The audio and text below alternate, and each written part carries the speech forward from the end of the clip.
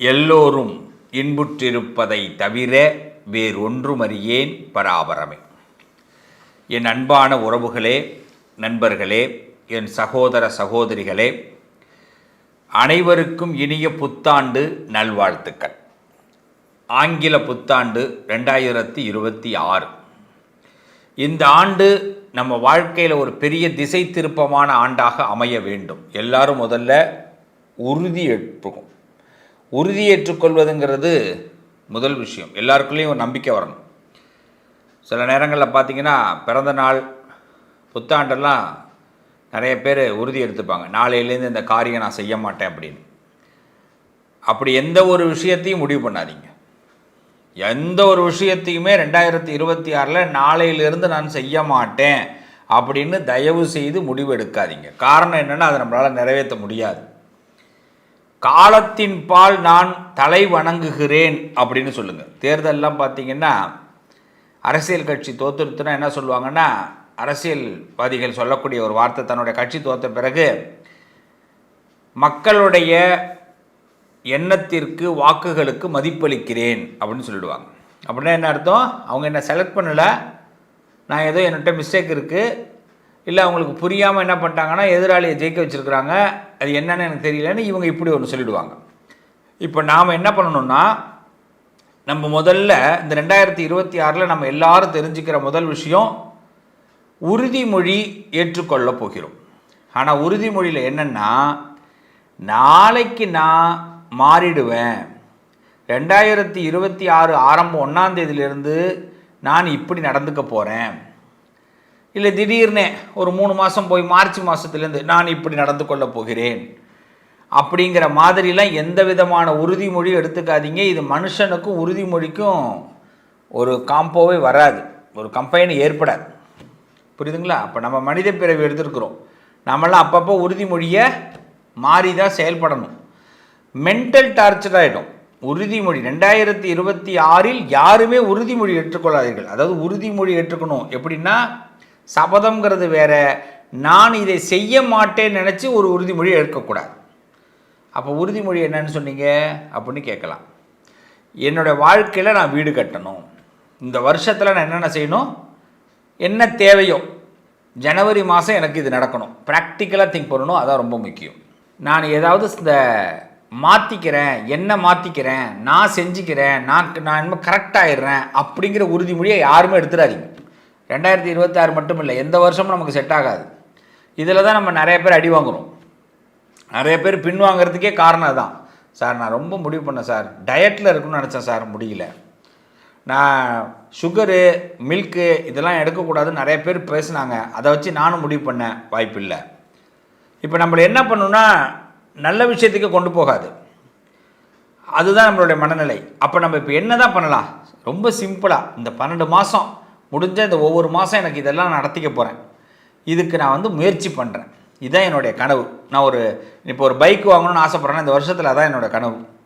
நான் முதல்ல நீட் எக்ஸாமில் நல்லா ப்ரிப்பேர் பண்ணி நான் பாஸ் பண்ண நினைக்கிறேன்னா அதான் என்னுடைய கனவு. நான் ஒரு வேலையில் என் பொண்டாட்டி என் பிள்ளைங்க எல்லாரும் கௌரவமாக இருக்கிற அளவுக்கு நடக்கணும்னு நினைக்கிறேன்னா அதான் என் கனவு. நான் ஒரு கார் 4 வீலர் வாங்கணும்னு நினைக்கிறேன்னா அதான் என் கனவு. சார் ரொம்ப நாளாக எனக்கு கல்யாணம் ஆகலை சார், ரொம்ப ஆசைப்பட்டிருக்கேன் சார், இந்த வருஷத்தில் எனக்கு கல்யாணம் ஆகணும் சார், இதான் என்னோடய கனவு. சார் எனக்கு இன்னும் குழந்தையே இல்லை சார், குழந்தை பாக்கியம், இதான் என் கனவு. சார் தொழில் ஏதாவது ஒன்று வைக்கணும் சார், நான் ஆசைப்பட்றேன், அதுக்கு நான் அதை வளர்த்துக்கிறேன், இதான் என் கனவு. ஸோ இது மாதிரி கனவுகளை முடிவு பண்ணுங்க. ஆனால் எக்காரணம் கொண்டு இந்த வருஷத்தோட ஆரம்பத்தில் நம்ம முடிவு பண்ணக்கூடாது, இந்த வருஷத்துலேயே முடிவு பண்ணக்கூடாது என்னென்னா, நான் மாறுகிறேன் என்று கனவு காணாதீங்க.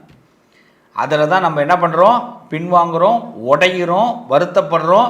அப்போ நம்ம எதுவும் அறிக்கையாக கூட 4 பேருக்கு முன்னாடி சொல்லிடுறோம், அதை செயல்படுத்த முடியல, அதை பார்த்து நம்மளை என்ன பண்ணுறாங்க, கிண்டல் பண்ணுறாங்க, கேலி பண்ணுறாங்க, நம்ம அதனால் நடந்துக்க முடியல, அதனால் மனம் உடஞ்சி வருத்தப்பட்டு நம்ம எந்த விஷயத்துக்கு தள்ளக்கூடாதோ அதில் கூட தள்ளிப்பட்டுரும். சில பேர் முடிவு பண்ணுவாங்க, நான் இந்த வருஷம் கடனே வாங்க மாட்டேன் அப்படின்வாங்க. அதெல்லாம் வேஸ்ட்டு, அப்போல்லாம் யோசிக்கவே கூடாது. ஓகேவா? அதனால் ரொம்ப ப்ரிப்பேராக நம்ம இந்த வருஷத்தை முடிவு பண்ணுறோம். இந்த வருஷத்தில் உங்களோட வாழ்க்கையில் மிகப்பெரிய மாற்றத்தை அடைய போகிறீங்க. மருந்துக்கு கூட நல்லா இருக்கியான்னு சில பேர் கேட்க மாட்டாங்க, மருந்துக்கு கூட தண்ணி குடிக்கிறியான்னு கேட்க மாட்டாங்க, சொல்லுவாங்க. பார்த்துறீங்களா? அதே மாதிரி தான் நம்ம யாரையாவது ரொம்ப எதிர்பார்த்து இவங்க நமக்கு நல்லா இருப்பாங்களான்னு கேட்பாங்க, தண்ணி குடிப்பாங்களான்னு கேட்பாங்க, அப்படிலாம் நினச்சிக்கிட்டு இருக்காதிங்க.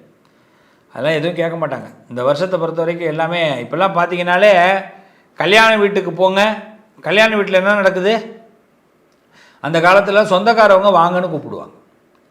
இப்போல்லாம் அதுக்கெல்லாம் ஈவெண்ட் மேனேஜ்மெண்ட்டில் புக் பண்ணிடுறாங்க.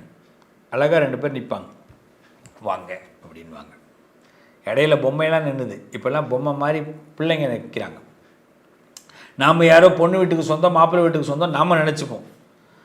அவங்கள காலையில் பார்த்தீங்கன்னா கல்யாணம் முடிஞ்சு 11 மணிக்கு தான் தெரியும். அவங்கெல்லாம் மேக்கப்பை கழிச்சிட்டு டக்குன்னு காரில் ஏறி போயிட்டுருப்பாங்க. ஒரு வேன் வந்து அழைச்சின்னு போகும். அப்போ தான் தெரியும், ஓ இவங்க அவங்கெல்லாம் இல்லையா அப்படின்னு. நிறைய விஷயத்தில் ஏமாந்துருவோம் கல்யாண வீட்டில், பார்த்துருக்கீங்களா? அதான் அதேமாதிரி உள்ளே போகிறோம், சாப்பிட ஒரு பேரும் கூப்பிட மாட்டான். அப்போல்லாம் பார்த்தீங்கன்னா சாப்பிட்றதுக்கு எல்லோரும் கூப்பிடுவாங்க, வாங்க சாப்பிட்டு போகணும், வாங்க சாப்பிட்டு போகணும் அப்படின்னு. சாப்பாடுக்கு போகணுன்னு சொல்கிறத விட அழைச்சின்னு போய் இந்த டைனிங் ஹாலில் விட்டுட்டு தான் வருவாங்க. ஏன்னா நம்மளால் போகிறேன்னு சொல்லிட்டு இப்படி ஏறி போயிடுவான்னு தெரியும். அப்படிலாம் போவாங்கன்னு சொல்லிட்டு தான் இப்படி இழுத்து கொண்டு விடுவாங்க. இன்றைக்கி எல்லோரும் சாப்பிட்றதுக்கு தயாராக இருக்கிறான், ஆனால் கூப்பிட்றதுக்கு யாரும் இல்லை கல்யாண மண்டபத்தில். பார்த்துருப்பீங்களா? மகர ராசிக்காரர்கள் நிலைமை இப்போ அவ்வளோதான். இன்னும் சொல்லப்போனால் இன்னும் அந்த கல்யாண மண்டப செய்தியில் இன்னொன்று வருவோம். நம்ம ஏதாவது ஒரு விஷயத்தை நம்ம யார்ட்டையாவது சொல்லணும்னு ஆசைப்பட்டோம்னா நமக்கு பிடிச்சவனே பக்கத்தில் உட்கார மாட்டான். கருத்துக்களை பரிமாறிக்கொள்ளக்கூட கல்யாண மண்டபத்தில் வாய்ப்பு இல்லை. அதை விட என்னென்னா சாப்பாடு கூட பார்த்திங்கன்னா இப்போல்லாம் என்ன ஆயிடுச்சு, அது என்னது தானாக தட்டில் போட்டு சாப்பிட்ற மாதிரி ஆயிடுச்சு. ஆமாம், விருந்து பரிமாறுவதற்கு கூட கிடையாது. அப்படியே பரிமாறதா இருந்தால் படப்படப்படப்படன்னு பரிமாறிட்டு போகிறான் 5 நிமிஷத்தில் எல்லாத்தையும். அப்போ நமக்கு பிடிக்குதா பிடிக்கலையா அவன் எதுவும் கேட்க மாட்டான். அப்போ என்ன ஆயிடுச்சுன்னா இது எல்லாமே ஒரு ப்ரோக்ராம், கம்ப்யூட்டரில் ப்ரோக்ராம் செட் பண்ண மாதிரி ஆயிடுச்சு. இப்படி இருக்கிற இந்த உலகத்தில் மகர ராசி மட்டும் எனக்கு அவர் மேலே அன்பு இருக்குது, அவர் என் அன்பை புரிந்து கொள்ளவில்லை, என் பிள்ளைங்க என் அன்பை புரிந்து கொள்ளவில்லை, என் குடும்பத்தார்கள் என் அன்பை புரிந்து கொள்ளவில்லைன்னு இப்போ புலம்பிக்கிட்டு இருக்கிறதுல என்ன நியாயம் இருக்குது? அவசர உலகம், எல்லாம் மிஷின் உலகம். இப்போ போய் நம்ம மட்டும் என்ன பழைய பஞ்சாங்கமாகவே இருந்தோம்னா அப்போ மகர ராசிக்காரர்கள் கொஞ்சம் மாறணும். இப்போ வேறு வழியே கிடையாது.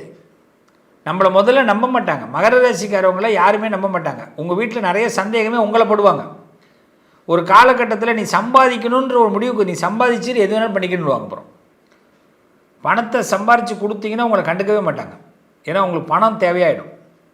அப்போ மகர ராசிக்காரர்கள் ஒரு ஏடிஎம் மிஷின் தான். இப்போ மகர ராசிக்காரர்களை பொறுத்த வரைக்கும் நீங்கள் சந்தோஷமாக இருக்கணும்னா பணத்தை சம்பாரித்து கொடுத்துட்டு எங்கே வேணாலும் போகலாம். ஆனால் பணத்தை சம்பாதிக்காமல் எங்கேயும் போயிடக்கூடாது, அவ்வளோதான். அப்போ மகர ராசிக்காரவங்க தயவுசெய்து படிங்க.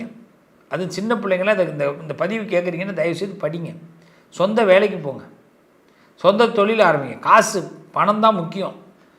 இன்றைக்கி மகர ராசியில் நிறைய பேர் ரொம்ப கஷ்டப்படுறதுக்கு அவங்கள்ட்ட காசு இல்லாததுனால பல பேர்கிட்ட கை கட்டி நிற்கிற நிலமையில் இருக்கிறாங்க. அது குடும்ப வாழ்க்கையில் பார்த்திங்கன்னா கணவன் மனைவி வாழ்க்கையில் நிறைய பேர் ரொம்ப கஷ்டத்தை அடுப்படியிலே பொம்பளைங்க இருப்பாங்க. காரணம் என்னென்னா ஒரு படிச்சிருக்க மாட்டாங்க. படிக்க வேண்டிய நேரத்தில் படிக்காமல் போயிருப்பாங்க, கல்யாணத்தை பண்ணியிருப்பாங்க. அதனால் ரொம்ப கஷ்டப்படுவாங்க. வேலையில் போகணும்.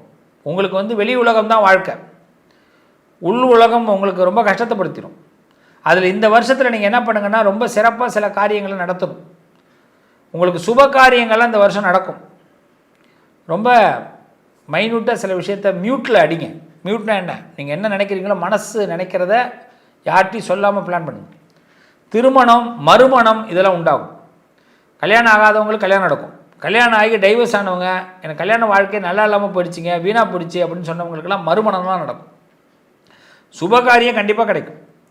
தேடக்கூடிய பொருள், பதவி இதெல்லாம் உங்கள் வீட்டுக்கு வந்து சேரும். யாரையும் விரோதிச்சிக்க வேண்டாம், பகைச்சிக்க வேண்டாம்.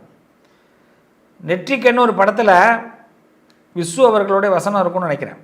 அதில் பார்த்தீங்கன்னு சொல்லிப்பார், அரசியல்வாதியை பகைச்சிக்கக்கூடாது, ஆண்டவனை கூட பகைச்சிக்கலாம், அரசியல்வாதியை பகைச்சிக்கக்கூடாது அப்படின்னு சொல்லுவார். எஸ், சில பெரிய மனுஷங்களை இந்த நேரத்தில் பகைச்சிக்காதீங்க. மகர ராசிக்காரர்கள் அவங்க குடும்ப தலைவர்களாக இருக்கலாம், குடும்ப உறுப்பினர்களாக இருக்கலாம். அவன் சில்லற மாதிரி இருப்பான், அவனை பகைச்சிக்கிட்டு அவன் போய் எங்கேயாவது ஒரு ஏழரை எழுப்பி விட்டு போடுவான். வேணாம். நட்பில் கவனமாக இருங்க. ரொம்ப நம்பி சில பேர்ட்ட உண்மையெல்லாம் ஒப்படைக்காதீங்க. இந்த வருஷத்தில் புது முதலீடுகள் தவிர்த்துக்குங்க. பெஸ்ட்டாக ஏதாவது ஒரு முதலீடு பண்ணுறதுலாம் நினைக்காதீங்க. அதுவும் சொந்தக்காரன் சொல்லி ஒரு விஷயத்தில் பணத்தை போட்டுறாதீங்க.